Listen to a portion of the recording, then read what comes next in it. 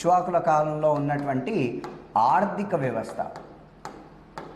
అయితే వీరి కాలంలో ముఖ్యమైనటువంటి ఓడరేవులు చూద్దాం. ఫస్ట్ ముఖ్యమైన ఓడరేవులు, అసలు వీళ్ళ కాలంలో ఉన్నటువంటి ముఖ్యమైన ఓడరేవు ఏంటిది? అక్కడ కృష్ణానది పక్క నుంచి పోతుంది కదా, కృష్ణా నుంచి పక్క నుంచి పోతుంటే కృష్ణానది అక్కడ ఉన్నటువంటి దానికి పక్కనే కృష్ణానది, మళ్ళీ సముద్రం ఉంటుంది. కాబట్టి ఇది నాగార్జున కొండ అనేటువంటిది ముఖ్యమైనటువంటి ఓడరేవు, గుర్తుపెట్టుకోండి. ఇప్పుడు మన షిప్పులు పోతున్నాయిగా, మీరు నాగార్జున సాగర్ నుంచి నాగార్జున కొండకి ఎట్లా వెళ్తారు? లాంచీలోనే కదా వెళ్ళేది. అందుకోసమని ముఖ్యమైన ఓడరేవు ఏంటిది? ఫస్ట్ వాళ్ళకి ఇప్పుడున్న నాగార్జున కొండనే వాళ్ళు పరిపాలించినటువంటి వాళ్ళ ప్రాంతం, రాజప్రసాదం అది. సో కాబట్టి నాగార్జున కొండ, ఆ నాగార్జున కొండనే ముఖ్యమైనటువంటి ఓడరేవు. తర్వాత ఘంటసాల కూడా వీరి యొక్క ఇంకొక ఘంటసాల, దీన్ని ఏమనేది? కంటిక శిల అని అనేది. కంటిక శిల. ఈ నాగార్జున కొండ విజయపురి, ఏమన్నారు వాళ్ళు? విజయపురి. కంటిక శిల అని ఘంటసాలని అన్నారు. ఇవి రెండు ముఖ్యమైనటువంటి ఓడరేవులు అనమాట. అయితే వీళ్ళు ఈ ఓడరేవుల నుండి వర్తక సంఘాలు ఉంటాయిగా, ఈ వర్తక సంఘాలు అనేటువంటివి చేసేదనమాట. ఈ వర్తక సంఘాలను ఏమంటారు? ఆ కాలంలో నేగిమాలు అంటారు. ఏమంటారు వీళ్ళని? నేగిమాలు అంటారు. సో గుర్తుపెట్టుకోవాలి, ఇది వర్తక సంఘాలని నేగిమాలు అని అంటారు. సో ఈ వర్తక సంఘాలు వీళ్ళలో ఎవరెవరు ఉండేవాళ్ళు? శాతవాహన కాలంలో లాగానే వీళ్ళల్లో కూడా 18 చేతి వృత్తుల వాళ్ళు ఉండేవాళ్ళు. ఎంతమంది? 18 చేతి వృత్తుల వాళ్ళు ఉండేవాళ్ళు. ఈ 18 చేతి వృత్తుల వాళ్ళని ఏమంటామని చెప్పాం? శ్రేణి అంటాం. మనం ఆల్రెడీ చెప్పుకున్నాం కాబట్టి కొంచెం స్పీడ్గా రాస్తున్నాం. ఓకే. సో నాగార్జున కొండ నుండి, ఘంటసాల నుండి వీళ్ళు వర్తక చేసేది. ఈ వర్తక సంఘాలు ఉంటాయిగా, గ్రూపులు, వాళ్ళని ఏమంటారు? నేగిమాలు అంటారు. ఇట్లాంటి ఎగ్జామ్స్లో అడుగుతారు. ఓకే. సో 18 చేతి వృత్తులు కూడా ఉండేటి, శ్రేణి అంటారు. శ్రేణికి అధ్యక్షుడు ఎవరు? శ్రేణి అధ్యక్షుడు ఎవరు అంటే శ్రేష్ఠి. ఎవరది? శ్రేష్ఠి. సో శ్రేష్ఠి నిర్వహించే సమావేశం ఏంటిది? గోష్ఠి. ఏంటది? శ్రేష్ఠి నిర్వహించు సమావేశం వారం రోజులకోసారి నిర్వహిస్తాడుగా, ఆ సమావేశాన్ని గోష్ఠి అంటారు. అయితే ఈ శ్రేణుల్లో ముఖ్యమైనటువంటి 2 శ్రేణులు ఉన్నాయి. ఒకటి పర్ణికా శ్రేణి అని ఉంటుంది. ఏంటది? పర్ణికా శ్రేణి. పర్ణికా శ్రేణి అంటే తమలపాకులు తర్వాత పాన్లు తింటారు కదండి. ఆ తమలపాకులను తీసుకురావడం, పాన్లు కట్టడం, అట్లాంటివన్నీ కూడా పర్ణికా శ్రేణి అంటారు. ఇక పూసికా శ్రేణి అని అంటారు. పూసికా శ్రేణి అంటే ఇవి 2 కొత్తవి ఇక్కడ వీళ్ళ కాలంలో. పూసికా శ్రేణి అంటే మిఠాయిలు తయారు చేసేవాళ్ళు. ఏంటాళ్ళు? మిఠాయిలు తయారు చేసేవారు ఎవరు? పూసికా శ్రేణి. సో పర్ణికా శ్రేణి, పూసికా శ్రేణి అని మనకు గుర్తుకొస్తుంది. ఇది ముఖ్యమైనటువంటి ఓడరేవులు ఏంటి? నాగార్జున కొండ, ఘంటసాల. వర్తక సంఘాలు ఏమంటారు? నేగిమాలు. చేతి వృత్తులను శ్రేణి అంటారు, యాజ్ వెల్ యాజ్ శాతవాహనులు. శ్రేణి అధ్యక్షుడు శ్రేష్ఠి, ఆయన నిర్వహించు సమావేశం గోష్ఠి. వీళ్ళ కాలంలో స్పెషల్గా ఉన్నటువంటి శ్రేణులు ఏంటిదంటే పర్ణిక అంటే తమలపాకులకు సంబంధించినటువంటి శ్రేణి, పూసిక అంటే మిఠాయిలు, తమలపాకులు వేస్తారు కదా, ఆకులు వేస్తారుగా. సో పూసికా శ్రేణి అంటే మిఠాయిలు తయారు చేసేవాళ్ళు. ఇవన్నీ ఇక్ష్వాకుల కాలంలో ఉన్నటువంటి ఓడరేవులకు సంబంధించినటువంటిది. సో వీరి కాలంలో కూడా కొబ్బరి తోటలు, ఎందుకంటే ఆంధ్ర ప్రాంతం అంతా కూడా కొబ్బరి తోటలు, తర్వాత వరి, ఎక్కువగా వరి. వీళ్ళ కాలంలో ఉన్నటువంటి ముఖ్యమైనటువంటి వ్యవసాయం ఏంటిది? వరి, జొన్న. సేమ్ శాతవాహనుల కాలం లాగానే కొబ్బరి, ఓకే, చెరకు. ఏంటిది? చెరుకు. ఇది తెలంగాణ ప్రాంతంలో ముఖ్యమైనటువంటి పాత్ర పోషించిందనమాట. పత్తి. సో వీళ్ళ కాలంలో పండించినటువంటి పంటలు అని చెప్పుకోవచ్చు, ముఖ్యమైనటువంటి పంటలు. కందులు, పెసర్లు, మిగతాయి కూడా అన్నీ same as it is as శాతవాహనుల కాలం లాగానే ముఖ్యమైనటువంటి వాణిజ్య పంట ఇక్కడ కూడా కొబ్బరి. ఎందుకంటే ఆంధ్ర ప్రాంతంలో కొబ్బరి పంట అనేది ప్రముఖ వాణిజ్య పంటగా చెప్పుకోవచ్చు. సో వ్యవసాయం ఇలా అయిపోయినాక వీళ్ళ కాలంలో కనుక పన్నులు చూసుకున్నట్టయితే వీళ్ళ కాలంలో ఉన్నటువంటి ట్యాక్సెస్ ఏంటి? అవి అంటే సేమ్ శాతవాహన కాలంలోగానే భాగా అనేది. భాగా ఇది రాజాదాయం అంటారు. భాగా అంటే ఏంటిది? ఇది రాజ ఆదాయం. దీన్నే ఏమంటారు మనం? రాజాదాయం. రాజుకు ఆదాయం ఎంత? భూమి శిస్తు. భాగా అనేది ఏంటిది? భూమి శిస్తు 1/6 కట్టాలి. 1/6 అంటే 30 ఎకరాలు ఉంటే 1/6 అంటే 5 ఎకరాల పంట నువ్వు పండించిన పంట ఇచ్చేయాలి.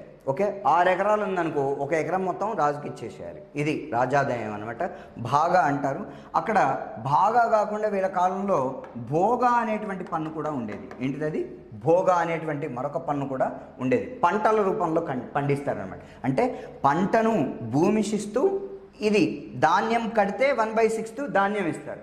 పంటలు కొంతమంది వాణిజ్య పంటలు, ఇప్పుడు కొబ్బరి, చెరుకు లాంటివి ఉంటాయి, ఆ పంటలు పంటల్లాగానే ఇస్తారు, భోగా అని. తర్వాత హిరణ్యం అని అంటారు. వీళ్ళ కాలంలో హిరణ్యం అని అంటారు.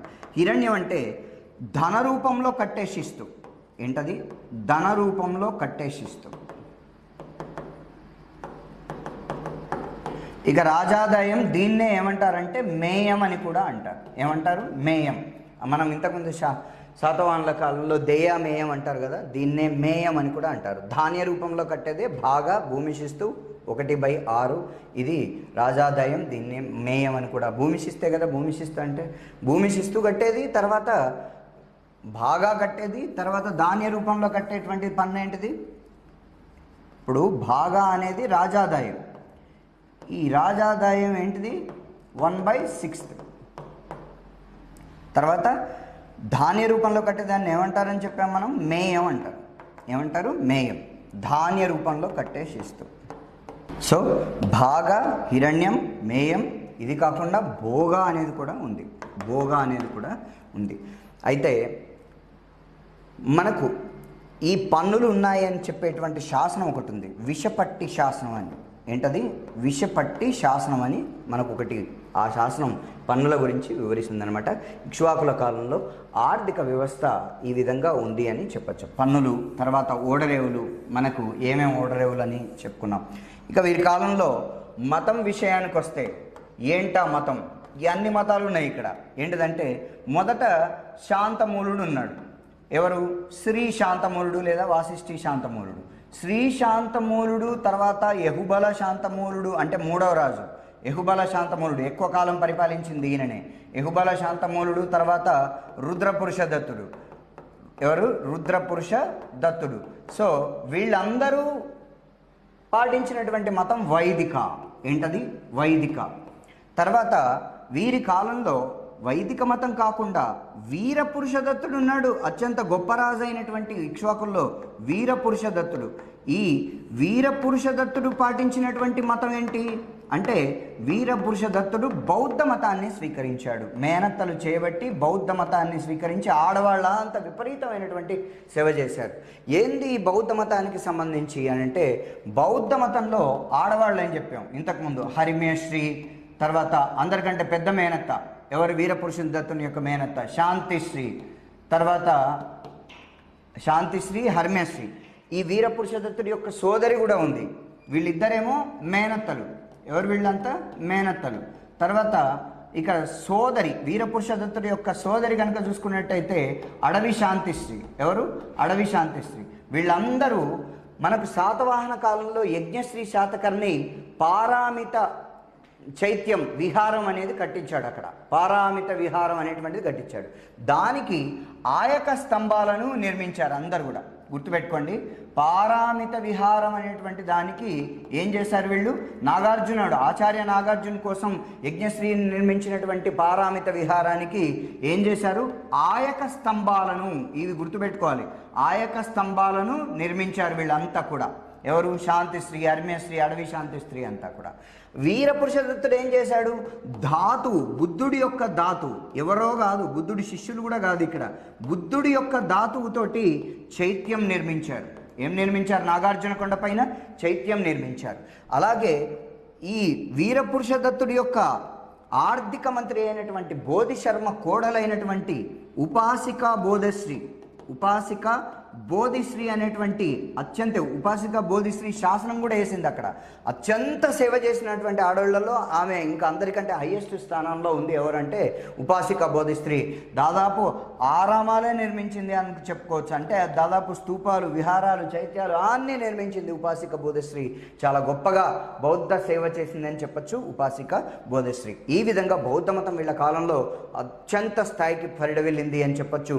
సింహళ ద్వీపానికి చెందినటువంటి సన్యాసులు అంటే శ్రీలంకకు సంబంధించినటువంటి సన్యాసులు ఇక్కడ వస్తే ఉండడానికి అంతంత పెద్ద, మీకు ఇంతకుముందు మనం లెసన్లో చూపించాం ఏంటంటే వీళ్ళ కాలంలో ఏ విధమైనటువంటి ఉన్నాయని. మళ్ళీ కూడా మీకు మేము వీడియో రూపంలో మీకు చివరిలో ఈ మొత్తం ఆర్థిక వ్యవస్థ అయిపోయినాక చూపిస్తాం. సో వీరపురుష దత్తుడు ఈ విధంగా అద్భుతమైనటువంటి సేవ చేశాడు అని చెప్పచ్చు. దాని తర్వాత మీకు బౌద్ధ మతానికి సేవ చేశాడు, వైదిక మతంలో వీళ్ళు. ఇక తర్వాత వైదిక మతానికి సంబంధించి యహుబల శాంతమూలుడి కాలంలో, ఎవరి కాలంలో? యహుబల శాంతమూలుడి కాలంలో. ఎవరి కాలంలో? యహుబల శాంతమూడి కాలంలో నిర్మించింది వైష్ణవ అభీరులు. ఎవరైనా? అభీర శివసేనుడు. తర్వాత ఈ వీరపురుష దత్తుడి యొక్క అల్లుడు, అదే కొండబలిసిరి, ఈయన కుమార్తె, వీరపురుష దత్తుడి యొక్క కుమార్తె అయిన కొండబలిసిరిని ఎవరికి ఇచ్చారు? విష్ణురుద్ర శివలానంద శాతకర్ణి. ఎవరైనా? విష్ణురుద్ర శివలానంద శాతకర్ణి. వీళ్ళిద్దరూ కలిసి నిర్మించినవి. అంటే ఈ శాతకర్ణి తర్వాత శివసేనుడు తర్వాత వీళ్ళందరూ కలిసి నిర్మించినది ఏంటిదంటే ఈ నాగార్జున కొండపైన నిర్మించింది అష్టభుజి. ఏంటది?